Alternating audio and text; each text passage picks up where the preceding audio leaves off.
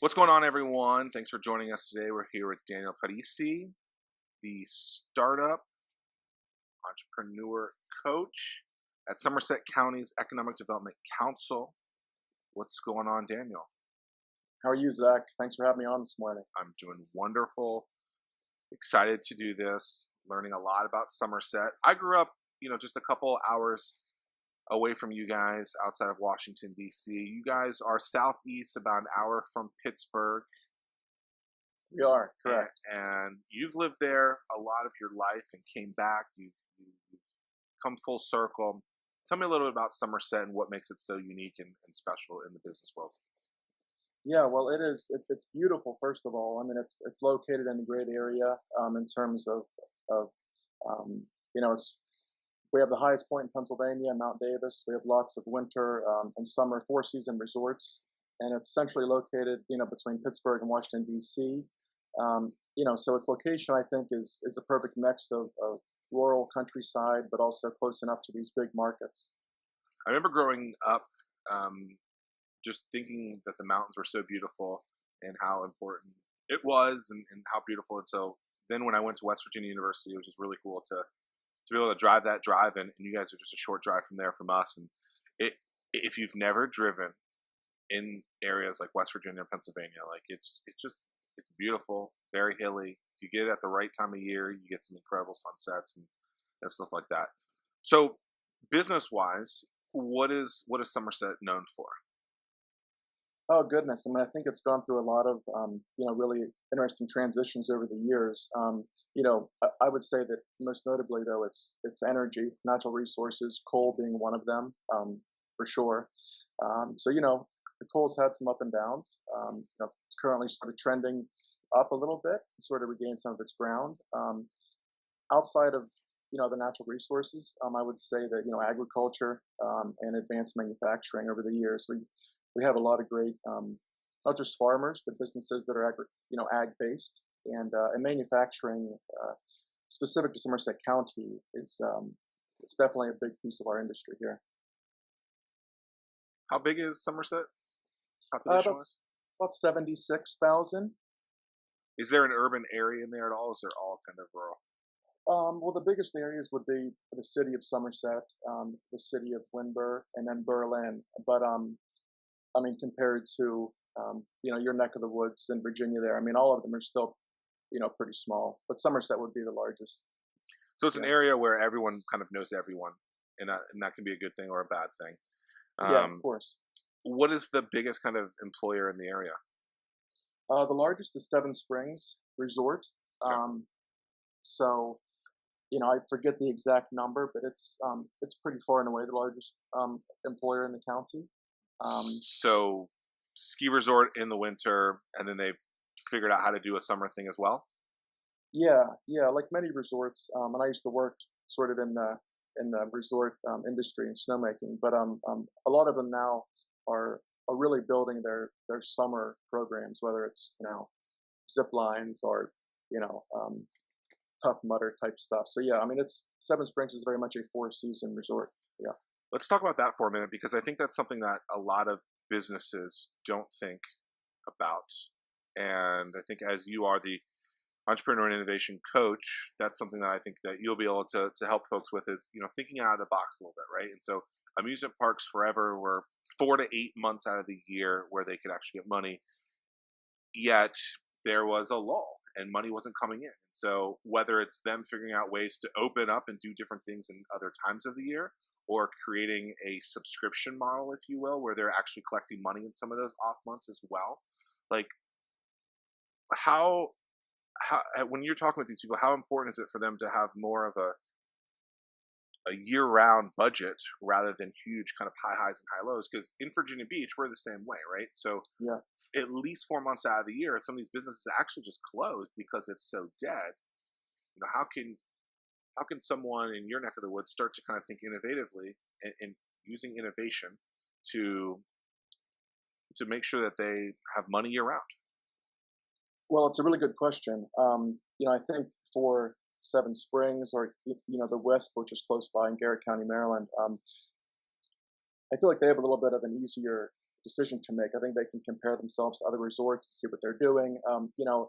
Outside of that industry, though, if we're looking at other tourism-based, industries, which we now have quite a bit here, thanks to the Great Allegheny Passage bike trail that goes from Pittsburgh to Washington D.C. Our tourism market really is booming, and a lot of companies, I think, if they're not already thinking about the different seasons, they need to be. So the bike trail's not traveled in the winter for obvious reasons. So there is a huge dip, I think, in just revenue for the county in the winter. One of the goals of ours, and the way to sort of help companies, I think the word innovate gets used too often. So maybe just help these small businesses think outside the box and do other things, is to bring them together, to have networking events, to discuss things as a group, and hopefully then that collective pool of folks can help generate some good ideas. Because as you know, it's really tough to just sit there by yourself and come up with these brilliant ideas. So we're going to really try to help help people hang out together and share ideas. It's interesting. In 7th grade, I think, I did the C&O Canal, Nice. which at the time was from Cumberland to DC.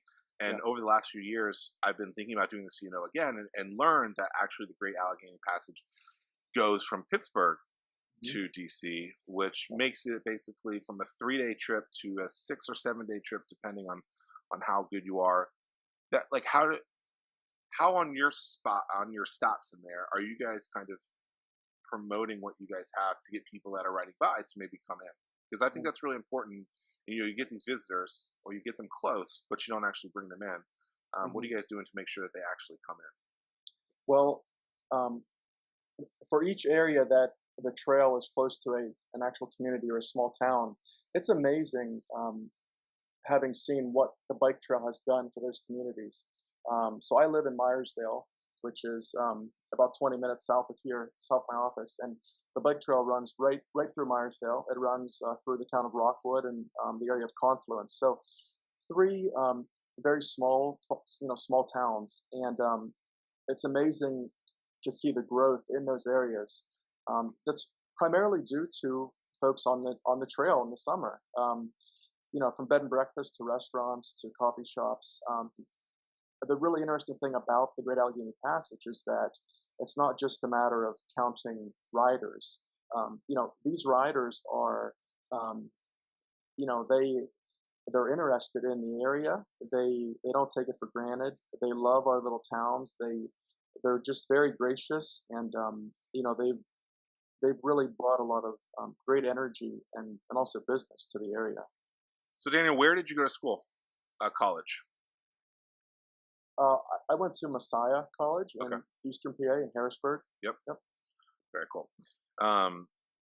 Something that it sounds like in your neck of the woods, because you guys are having more technical jobs with using natural resources, agriculture as an industry, and advanced manufacturing. Are you finding that a lot of the folks that you guys employ aren't going to your traditional 4-year school, and they're going to more of a tech school? Yes and no. Our county, we're sending a lot of really, bright, talented, and ambitious kids off to really, really great 4-year schools. And the folks that are not, leaving to go to school are either going to some really great local community colleges, or just entering the workforce. For the students that are leaving and going away to 4-year schools elsewhere, a real goal of mine is to then be able to bring them home after college. So, on one hand, we have this goal of employing and trying to start new companies with the folks that are staying that just want to enter the workforce. And then we also have this goal of helping those kids come home, 4 or 5 years later. Why is that so important? So I hear that all the time. I think people in my community do that. Like, why is it important for folks that leave to go to school to come back? Well, I think that it is. I don't think it's important. I think it's almost necessary for rural America to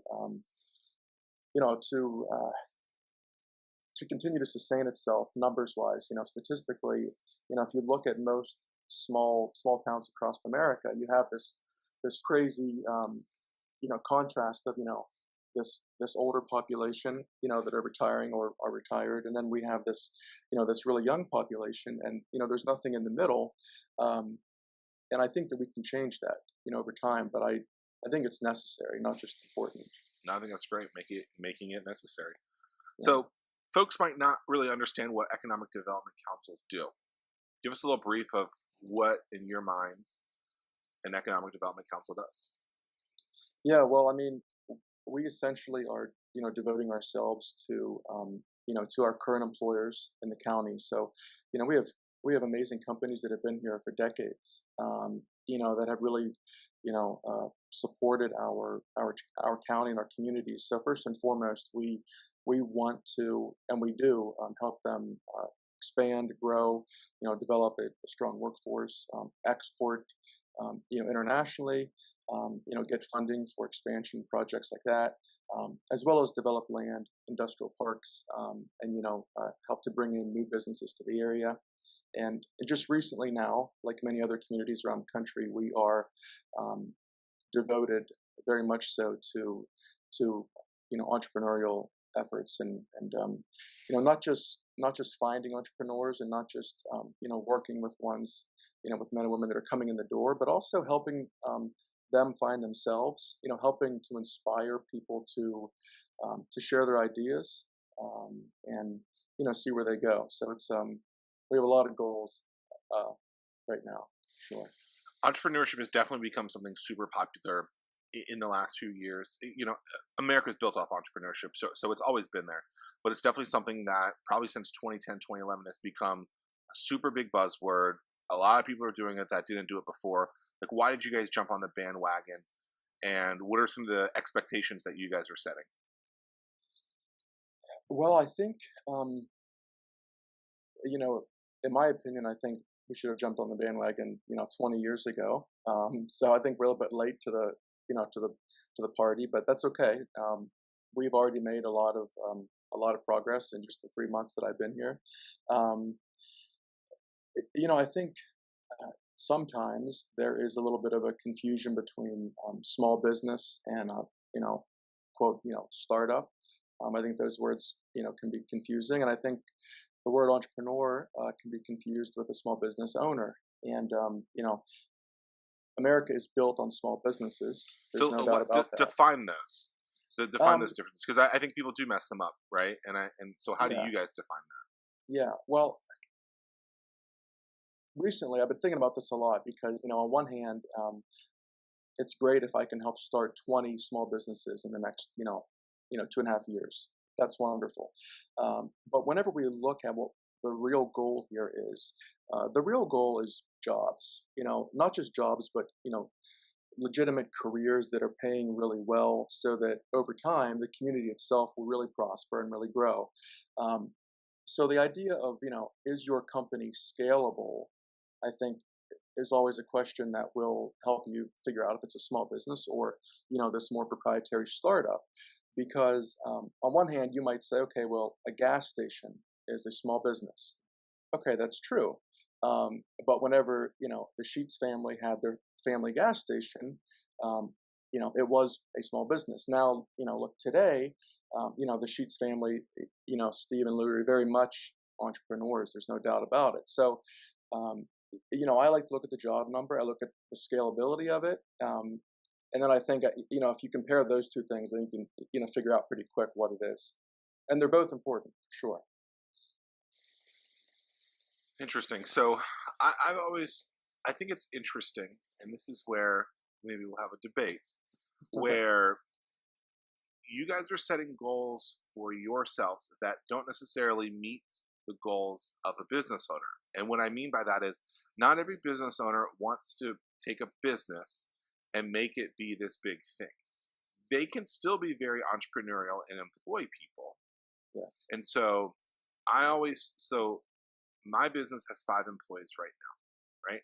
I don't know how many more jobs I can actually create, yet we can make a lot more money from that. And so it's always interesting to me where jobs is this important thing, and I think people should have careers, people should have jobs, but understanding that the goal of the business and your goals might not match, and how do you guys kind of work through that?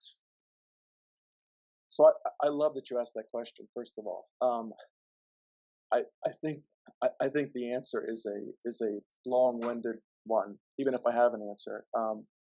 But I think that's the right question to ask, and um, I'm not sure, but I feel like that question, if you asked it in Northern Virginia or San Francisco or Silicon Valley, um, I don't think it would be understood as well as I understand it, because I think in rural America, that question is super, super important because, there's no doubt a major goal of this program is creating jobs for our area, um, specifically for this area. That is in such contrast to a startup in Arlington, Virginia, or San Francisco, right? I mean, that's not on the radar. It's about growth and this impact. What can your company do for society? Why do you do what you do? Um, so I think that the real problem that I would like to solve is um, sort of helping rural America get to a point where um, fewer people are doing what they do for the sole purpose um, um, of sort of just earning a living, right? I ask all the time, why do you do what you do, or why do you want to start this company? The why question is a tough one to answer in rural America because many folks haven't had the freedom to go do something for blank. It's well, I do this, because I make you know this much here, and it's whatever. So you know, um, it's a great question, Zach. It's a great question. That's why I get paid the big bucks.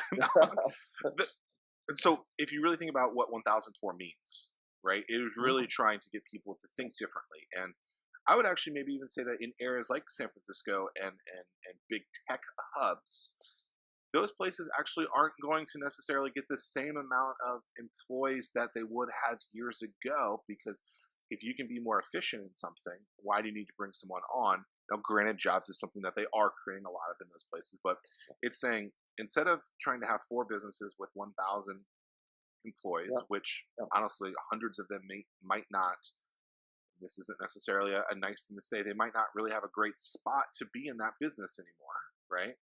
sure. What if we could have 1,000 businesses that could have an average of four employees? So you might have a solo founder that's just a consultant in there. You might have a growing agency that has 20 or 30 employees, or you might have this new widget or this thing like you guys built when you were at the startup in Pittsburgh, where that thing can grow. And so if you're trying to create more businesses, knowing that less people will, from a quantity number, less people will work at businesses, the goal should then be to create as many businesses as possible to make sure that that workforce can find a career. Yeah, And it's something that we deal with every day, even in our backyard, where some people believe it 100% and are going for it. Like we've had legislation created where the number of uh, if you want to get some sort of incentive, you have to have four employees, and the four is intentionally because of 1,004. yeah, Um, and that's cool to be a part of something like that. But there's other people just even in our backyard, they're like, oh no, we need to recruit big businesses and that's it. And it's like, look, like this is a portfolio. Let's diversify all this, and let's really be thinking about how we're not going to be making these big mistakes in 2020 and 2025. I was talking with Betsy Neely Sigma of the Spartanburg Chamber, and she says that she doesn't think that these jobs are necessarily going to be lost, that we just have to get more creative with the way that we place them. And so knowing that, do you kind of believe in that kind of mindset? And is that something that you guys are actively trying to do? Like the workforce before, focused on coal has its ebbs and flows. Like what are you guys doing to try and make sure that that workforce who's strong at something can continue to have a career? yeah. Well, another great question. Workforce is a tough one for me because I have a real hard time trying to um, come up with a strategy or an idea or a plan to sort of place someone who's not working in a career. I think you have to be very careful about, we can either be very paternalistic and treat others like our children, or we can patronize them and say, why don't you do this? And I so thinking about um, you know creating jobs in rural America and helping folks that are either underemployed or unemployed, helping them find work. Um, I think it needs to begin with speaking with them directly and asking questions like, "What would you like to do?" You know, and asking them because I think far too often, especially with our children, with our high school kids, we will say to them, and we don't have any problem saying this, you can graduate high school and go make, $18 an hour doing this, and we think, well, that's what you should do. But the point is that they don't want to do that anymore, right? I mean, times have changed. Our children are different. They're thinking big. So it is tricky. It's very tricky, which is one of the reasons why I think our big, if we want to be known for something right away within the community, it's that we are here to listen and talk much less than maybe people would think. We just need to listen more and ask questions. So for someone that has had a career in manufacturing, natural resources, agriculture, coal, something like that, how do you start that conversation with them to say, hey, I know you've done this thing 20, 30 years. Have you ever thought about maybe starting your own business with it? Is that the kind of conversation that we're talking about? Yeah, sure. I think it can definitely start there. The tough part about coal that I think a lot of folks, especially in DC, aren't aware of is that it was never about the coal, the actual coal. The thing that the coal industry had that was so moving and so strong was that, believe it or not, the coal industry had social capital, um, which we know is super super important. And companies like Google have really sort of brought terms like that to light. But um, you know, whenever the coal industry really dove, it wasn't this depression of, oh my goodness, we're worried about the coal. I mean, a lot of these guys were burning natural gas in their own homes for years. Um, what coal had was this amazing community within itself, and these men and women liked working there. They loved it. So whenever we removed them from that environment, it wasn't the fact that coal had suffered. It's the fact that we lost this huge part of our community and our culture. So now, looking at other jobs, it's not okay. What am I going to make? You know, annually, or the money or whatever. It's more about, okay, can I go recreate this environment somewhere else? And odds are, no, not right away. Hopefully in the future, but coal was at the top in terms of social capital. You know what I mean? It's interesting you said that, because I think that you might have just cracked that nut on the Silicon effect, right? Where what does Silicon Valley really have? And it is literally the social capital piece, right? It has this aura around it, right? It's what the coal industry had. And so I've never heard it said like that. So I appreciate that you said that. You just changed everything. You made it so much easier to understand. No, but I mean, think about it, right? So how many communities across the country, probably every single one of them, is like, well, how do we view the next Silicon Valley? Yeah. And the answer is, it's not about tech. No, it's right? not. It's about that social capital. And so knowing that you guys had that for generations and you've lost it a couple of times, how do you bring back that social capital then? Well, and this is a great segue into my a point that I am trying to make. In terms of providing resources to our private sector companies here, and this is across all of rural America. It's very common to give them resources for legal work, or their QuickBooks or whatever, going to get a loan. We never provide resources for social capital, HR, hiring, workplace culture, time off, parental leave, these things that are really important to growing and managing a company, that we've developed over time. those are really lacking here. And you know, with all due respect, and to no offense to a lot of the business owners in rural America, many of them are family businesses that were grown through hard work and grit and dedication. Um, and it's really amazing that so many of these companies have grown to, the size and strength that they have. But the point I'm making is, if they need any resource, it's a resource in how to make their company a more fun place to work, a place where, where they can sustain themselves that way. Because, oddly enough, I think that is what separates Silicon Valley from here, is that I ask people all the time, after I ask why do you do what you do, I ask do you like working there? You wouldn't believe how many times I hear no. It's awful. So I think we can fix that. I'm optimistic about it for sure. So I probably have an office that's cool, that does things, basketball hoops and stupid little ping pong like things. Nice. And I think people misunderstand that people aren't doing that all day. It's literally like a smoke break. Sure. Right? And so, yes. And if someone is playing ping pong all day, they're going to have a conversation. Of course. Right? But sometimes we'll just throw the football literally as our meetings, because you can get more out of it. And I know it's unconventional, it's weird, it's different, but you're having that meeting anyway. Why not make it more engaging? And my company is filled with younger people too, right? So maybe that's what we want to do. But sure. I think it's misled at times, where people are like, oh, look, they have all these cool things. Like, no, we definitely work too. Yeah, right? Of course. And if people don't work, they're going to hear from me. And occasionally they do.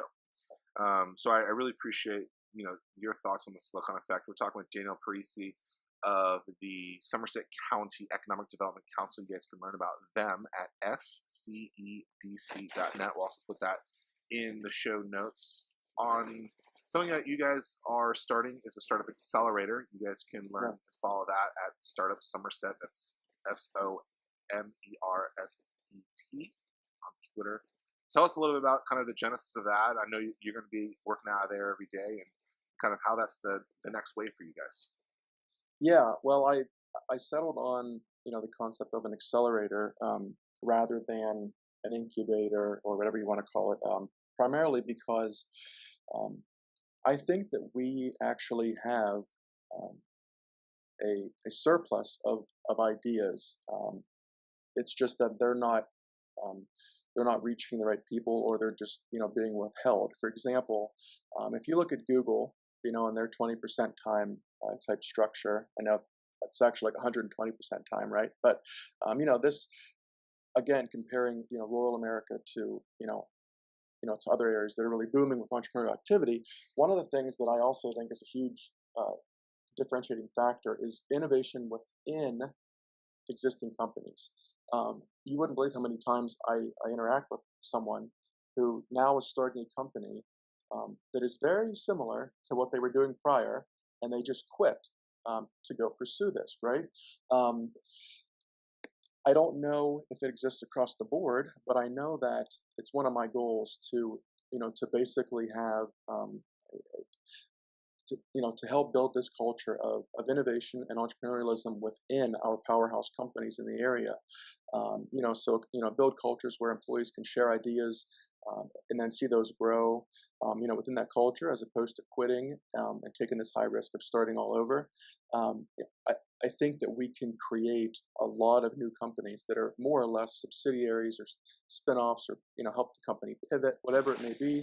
But I want to take a more proactive approach, as opposed to just hoping that these men and women come knock on my door. I really want to be sort of aggressive and proactive in terms of helping to to inspire the activity. You know what I mean?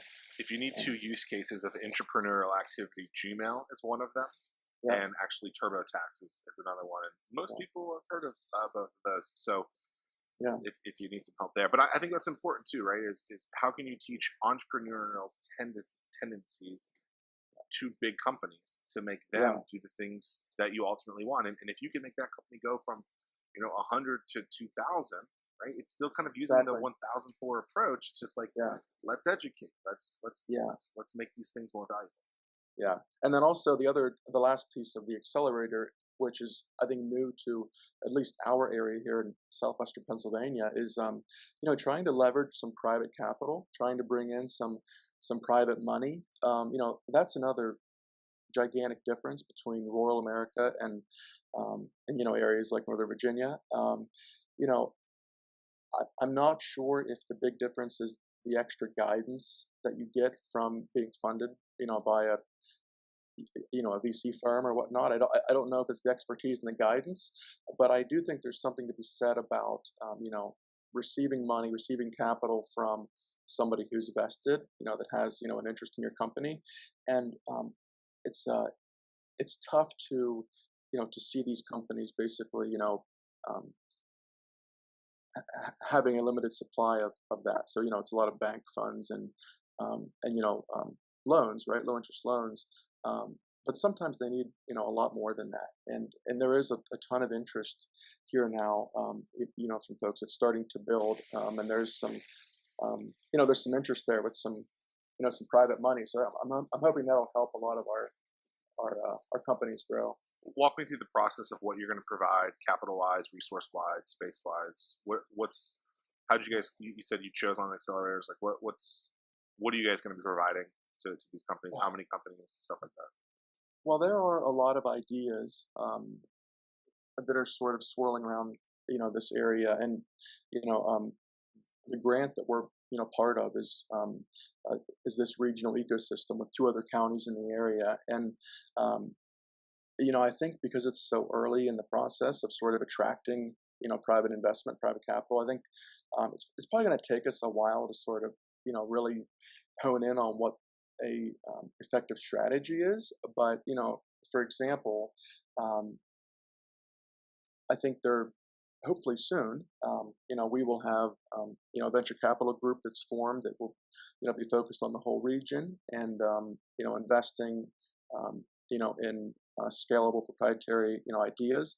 But also I've heard ideas kicked around of using local folks that are older, that are retired, that may be independently wealthy and want to invest back into the community. So sort of building these groups of funders that are that have made their money here, and having them reinvest it back into the community. I personally love that model.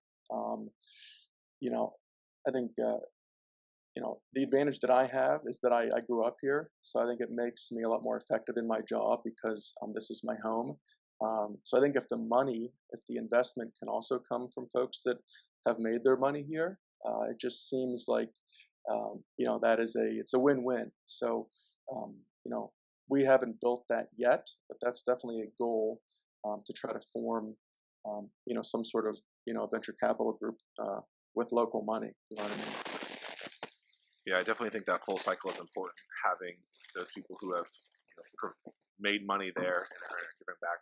So, how do you understand what expectations this accelerator is going to have? What are your goals with it? Because a lot of these things that are run and created by organizations like economic developments or cities have really great expectations, like you're saying, and then they put 200, 300, half a million, millions of dollars into it, and then 2 years it goes away because there's not a long enough kind of path to kind of figure that, and they think that overnight we're going to have this thing, and so what are the expectations that you guys are having, understanding that these things that you don't know really what to expect yet, but then two, knowing that we need to work into this. So how do you guys have those conversations with people, knowing that there's still a lot of unknowns?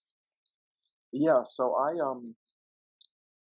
I think that the grant that we received along with two other counties in the area uh, it was designed very well. So this was a grant from the Appalachian Regional Commission, the ARC, which is federal. So they put together this power grant and formed this ecosystem that we're calling Startup Alleghenies. The important piece about this, I think it's very important, is that the design and the goals that we've set. I think personally they are they're modest goals. I think they're goals that we will achieve and exceed. Um, but this was also What are designed some of as the goals? um, 125 new jobs, uh, 25 new businesses. So brand new businesses, um, and then basically about 50 businesses improved, whether it was through growth in employment or revenue. But this is across a three county region. Okay, so 125 jobs, 20 new businesses, and a goal to hopefully secure about roughly $3 million in outside private money in that time. And we're doing this over about a 2.5 year span, a little bit under 3 years. But this is designed as a first step. So, you know, we all plan to reach these goals, and then having learned all the things that we're going to learn through this, putting together, I think, a much more robust and larger, very specific strategy. And then I think this may roll out to more than just 3 counties. But I personally like that it was, we build this ecosystem, we have resources available, but then also, we have the freedom to sort of go create what suits our counties and our communities, and we're going to learn, what works and what doesn't, because there's no way to just provide the answers to this kind of stuff, right? Yeah, it's interesting. Started all this stuff me 7 years ago. I would throw around numbers like you just did, and it's really just like, we're going to create jobs, we're going to create people, we're going to get people to come back to the area, and we're going to keep people to stay here. And I jokingly tell people now, like, I don't know why I would say things like that, knowing that I had no idea if that really could happen. But now looking back, 7 years, you're like, you've helped thousands of businesses. You've helped create and retain thousands of jobs. And so I've been able to do these things, but it started with just starting and bringing people together.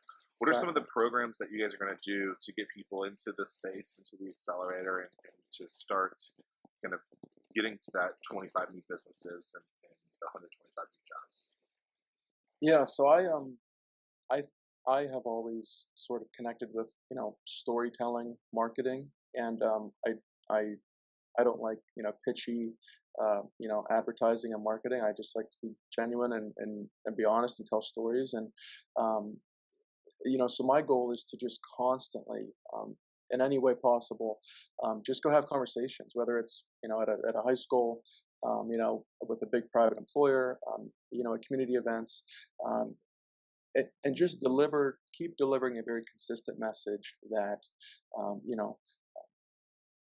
we can and we will help you start a company, and provide all of the resources that are needed to you. And it's worked so far. I mean, I'm only 3 months into this, and I already have 17 projects. I call them projects because they're not all formed yet. They're not all actually have a business form legally, but many of them do. But I mean, I have 17 going in 3 months, and not all 17 are yours. 17 from other people that you've met that want to start a business. All 17, right? So I haven't done anything to. All I've done is I told a story and I said I would listen, and it's amazing the impact that has, because all of a sudden, folks are sharing their ideas and they want to do this, and But it goes back to what you were talking about with parents and kids, right? Is people grew up saying this is what you have to do. That being, do well in high school, go to college, go work for the man, get married, have kids, retire. Now the story's a little different, right? Yeah. And so for the first time, I've been saying, our kids are going to be, creating different opportunities. I, for the first time, saw this about a month ago. We teach a class for Junior Achievements, which is the national organization that helps, helps kids kind of find their way after school programs. I think that's in school programs. A lot of the stuff they're doing now is business focused stuff. And it was the first time I actually saw these kids sit there and go, I can actually do this, and maybe college isn't the thing, right?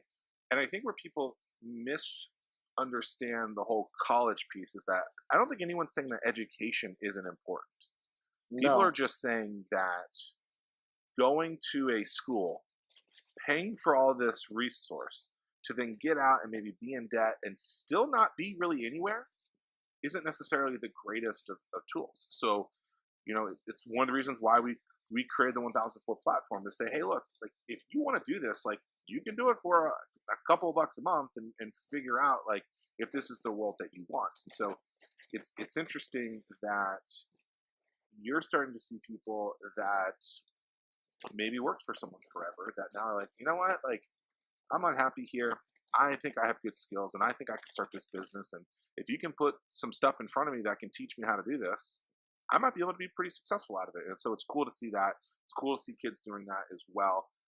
If someone was interested in Somerset, like why should they reach out to you? What makes it so special? And where are you going to be in 3 years? Mm-hmm. Because 3 years is the goal for you guys with this stuff. Sure. Yeah. Well, I hope that if you and I speak again in 3 years, that I have followed through on my promise. Oh, well, don't you worry. Sure. Don't you worry. Yeah. So, I think that we'll be there for sure. I think that we'll have, changed the culture and the community for sure within 3 years. I think that we'll have a lot more activity with at least millennial entrepreneurs. That's the gap that we are missing because we're sort of giving them away to the rest of the world. So hopefully our numbers grow in terms of the millennials. But the one thing that if I had to try to deliver a sales pitch to someone that wanted to start a company and they're in Denver and I wanted to try to get them to come here to start it, or DC or San Francisco, I realized as I got older and I lived in Pittsburgh and Washington DC is that the fact that you can start very quickly and make immediate impact in rural America is really, I think, underrated. And I would even venture to say that we should reverse this notion of, okay, leave rural America, go to college, go work in a city, come home. If anything, you should be cutting your teeth and learning and making a big impact at home in rural America and then going off to DC or New York because it's fascinating. We have these amazing children. They're so bright. They're so ambitious, have all these ideas. If we did have them back here for 2-3 years right after college or whatever, I can't even begin to think of what we could create if we had them, at that point. And then, if they wanted to go and build on that, sure. But, the opportunity here is really great because you have affordable land, affordable buildings, all these great, physical incentives, because we have space and housing is affordable and it's beautiful. But outside of that, it's really the ability to make an immediate impact that I think, at least for me, that would be an incentive as opposed to going out to San Francisco to start a company. I think that is an amazing answer. I think that's very true about me, right? I grew up in DC, moved to Norfolk, Virginia Beach about 10 years ago, worked in corporate America for a few years of that, and basically have made a huge impact from nothing. I was a nobody. Now, some people would still say I'm a nobody, but that's a different story, I guess. No, but I mean, I just went out there, and it would have been very difficult if I would have stayed in DC to try that. If I went to Boston or San Francisco or Austin, but I went here, and I was here, and I didn't necessarily love my first 3 years here because I was in a career that I didn't like, but I love it here now, and I've learned that I can accomplish whatever I want, and it's very cool that you're saying that because I don't think enough people talk about that. And it's like, I believe that you can have more success in those smaller cities, in those smaller towns, in that rural communities, because you can do something that's bigger impact. And then you can expand to those other places too. And you can actually get a lot of adoption. And so that's something that a lot of people don't get is they don't get that adoption from your San Franciscos of the world. And imagine do you have kids? I do too. Yeah. How old are they? My daughter is 2.5 and my son is 1. Okay. So let's say someone actually has like an 18 or 20-year-old kid, right? And it would be hard for you to have that at this point. But let's say that kid was 18 or 20 and they go up to the guy who has had a business for 30 or 40 years and says, hey, like, I just want to learn from you, but I have some ideas. Can we work on this? Yeah. He's more likely to get a yes from that person because they both live in the same area than if it was just me going up to Mark Zuckerberg, who won't answer the phone anyway, right? And so it's just so much more powerful, and it's something that we don't talk enough about. It can really make a lot of big impacts. So I love that you said that, and I think that that really can be the future for these communities. And the internet is so strong now that it allows us to be able to connect with people all across the world. Exactly. And I think maybe 20, 30 years ago, this kind of conversation wouldn't happen. But I think that because technology has improved around, it makes it easier for us to communicate and stay. I think we're going to continue to see stuff like that over and over again. Absolutely. So I appreciate your time, Daniel Parisi of the Somerset County Economic Development Council. You guys can learn about them at scedc.net. Also, if you want to find them on Twitter, Startup Somerset is there. You guys can also check it out on the show notes. Daniel, I appreciate your time. Love your passion. And I love that we have similar hair and got the beard going on. Yeah. Love it. Appreciate your time, man. And looking forward to seeing you guys grow. Thank you so much. It was great. Absolutely.